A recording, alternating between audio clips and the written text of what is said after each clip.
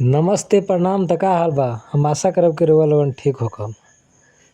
त आज एगो बात बता दी कि ग्लोबल म्यूजिक जंक्शन पर एगो खेसारी भैया के गाना आइल ह, जेकर गाना के नाम ह गुलरी के फूल।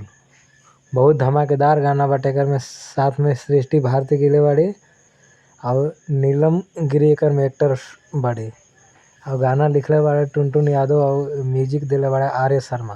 तो गाना बहुत धमाकेदार बाटे और यूट्यूब पर ट्रेंड भी करे लागल। अभी 10, 11, 12 घंटा होता। तो रउआ लोगन ग्लोबल म्यूजिक जंक्शन पर जाई और गाना के सुनी और शेयर करी। नया अपडेट रहलक तो हम सोचनी कि आप तक पहुंचा दिए। आए वाला हर वीडियो हम इस चैनल के माध्यम से जानकारी देम। तो हमारी चैनल भोजपुरी विशेष जानकारी का आप लोग सब्सक्राइब करी। अब आए वाला नया अपडेट हम आप सब तक पहुंचावत रहब। तो आज के लिए इतना ही। आए वाला वीडियो में मिलते हैं। तो नमस्ते प्रणाम धन्यवाद।